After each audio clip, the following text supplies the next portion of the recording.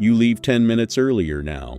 Not because you want to be early, because the margin is gone. The bus might be late, the road might be blocked, a message might arrive just as you are about to leave, the school pickup will not wait. The grocery trip has to fit between work, money, food, sleep, laundry, transport, family, and whatever else the day quietly throws at you. So you plan, you check your bank app before saying yes to dinner. You check the route before agreeing to meet. You check the calendar before answering a message. You check the price before pretending you are spontaneous. And after a while, it becomes hard to tell whether you are living your life or managing it. That is the quiet change. Normal life now needs a manager, not a manager in a suit, not someone with a title, just the version of you that has to stand between your own life and all the pressure trying to enter it.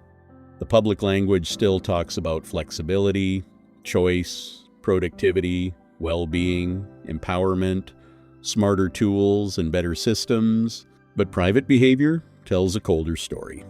People are reducing, delaying, filtering, calculating, choosing cheaper plans, leaving earlier, answering later, saying no before they break.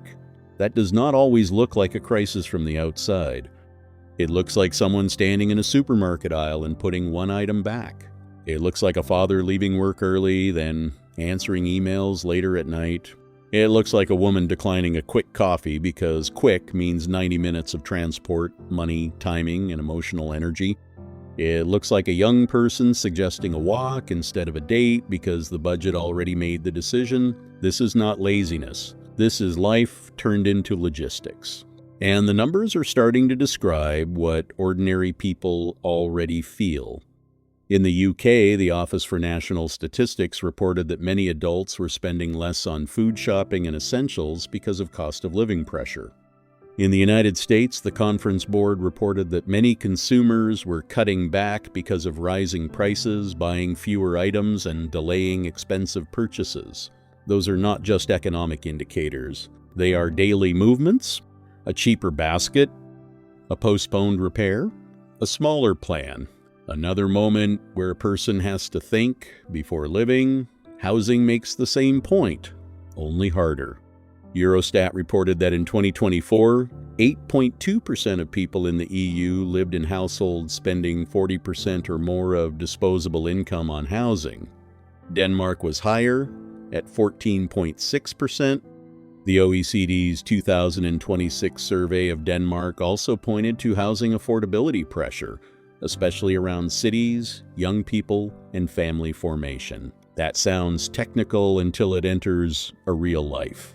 Then it becomes a longer commute, a smaller room, a delayed child, a delayed breakup, a delayed move, a delayed adulthood. A home is not just a home, it decides how much of your day you lose before the day even begins. Work is doing the same thing. Gallup's State of the Global Workplace 2026 reported that only 20% of employees worldwide were engaged at work in 2025. Most were either not engaged or actively disengaged. That does not only mean people dislike their jobs, it means people are still showing up, but many are pulling themselves back inside. Slower replies, less patience, fewer extra efforts, more people doing exactly enough because doing more has stopped giving them a life back. The old performance story says, people need more motivation. But many people are already motivated enough. They are just tired of being treated like shock absorbers. AI adds another layer. Gallup has also reported rising AI adoption at work, and that adoption is connected with real workforce disruption as organizations adjust. On paper, AI is supposed to save time. Sometimes it does. For some people, it buys back 20 minutes, removes a boring task, or makes work less heavy. But for others, it becomes one more system to manage. Use the tool. Check the tool. Learn the tool. Explain the tool. Defend the tool. Then still do the work. That is the strange part about modern productivity. A tool can be useful and still become another layer of administration. And this is where the gender difference matters, but not in the cheap way. For many men, the pressure shows up as quiet reduction. They stop volunteering for extra tasks.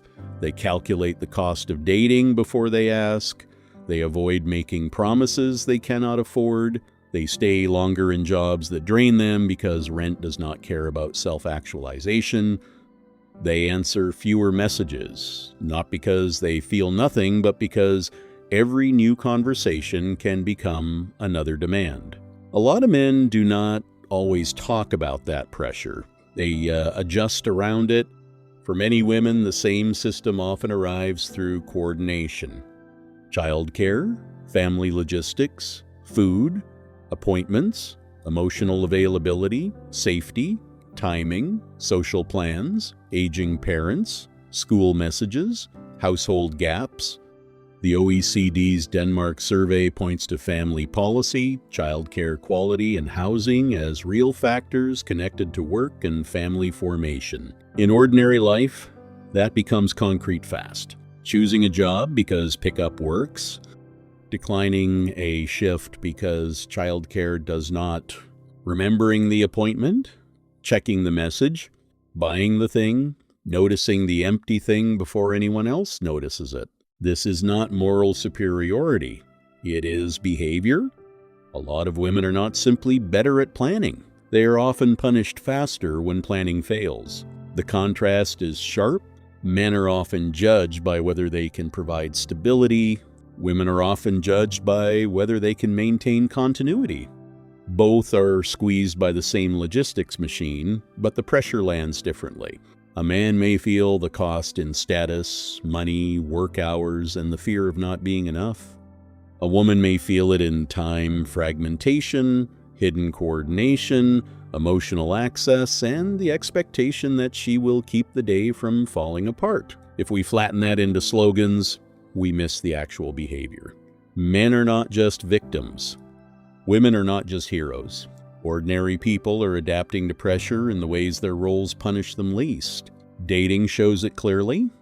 Bank of America's 2026 Better Money Habits study found that many Gen Z adults are choosing cheaper dates, $0 date nights, saving when going out and delaying relationship steps because of money. At first, that can sound almost positive. Less performance, less fake luxury, more walks, coffee, home cooking, and honesty. And there is something good in that. But there is also something sad when ordinary intimacy has to pass a cost-benefit check before it can begin. Politics has noticed the pressure because people have forced it to notice. Reuters reported in June 2026 that Denmark's government agenda included measures like free public transport for people under 22, removing VAT on fruit and vegetables, and a long-term plan for free dental care. In the UK, the government announced free bus travel for children aged 5 to 15 on participating local buses in England during August 2026. These things can help. A free bus ride is not nothing. Cheaper food is not nothing. Dental care is not nothing. For some families, that is the difference between leaving the house and staying home, between treating pain and living with it, between saying yes and saying no. But there is an uncomfortable truth inside the relief.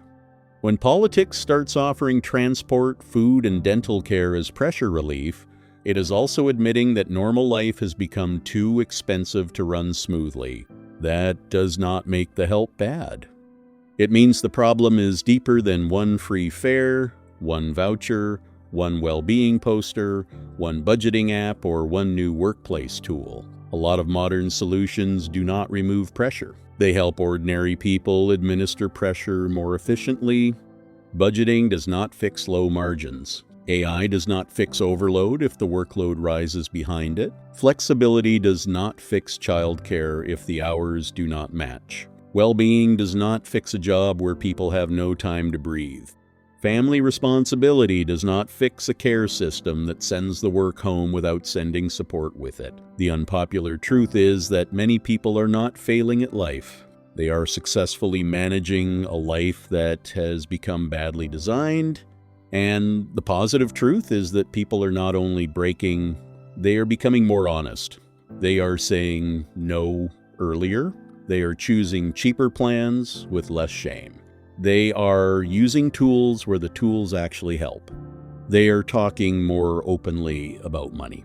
They are questioning whether every invitation, upgrade, subscription, career step, or social performance is worth the cost. That is not defeat. That is self-respect trying to return through the side door. The problem is that self-respect often looks cold from the outside. A person who protects their time may look distant. A person who stops replying instantly may look rude. A person who says, "I can't afford that," may look boring. A person who leaves work on time may look less ambitious. A person who refuses another unpaid emotional task may look selfish, but maybe the old standard was broken. Maybe dignity does not always look like saying yes. Maybe dignity looks like checking the calendar and admitting the day is full. Maybe it looks like choosing the cheap date and still showing up honestly. Maybe it looks like refusing to turn every spare minute into access for work, family, apps, institutions, and other people's expectations. The real question is not whether ordinary people can become more efficient. They already have. The real question is how much more of life we are willing to turn into administration before we admit that something human is being spent. Because when every ordinary thing becomes logistics, food, transport, housing, dating, work, childcare, health, friendship, family, people do not just lose time, they lose the feeling that their life belongs to them. And that is where dignity starts to disappear. Reclaiming dignity begins by telling the truth about that, not by pretending everyone can fix it with better habits, not by turning exhaustion into personal failure, but by naming the pressure clearly, by protecting time before it is completely taken, by respecting limits before people collapse, by making cheaper, quieter, more honest choices without shame, by refusing to let normal life become an endless management task. A human life should not need constant administration before it is allowed to feel like life. And when ordinary people start saying that out loud, calmly and without apology, something important comes back. Not everything, but enough to begin. A boundary, a little space, a clearer no, a more honest yes, a day that belongs a little more to the person living it.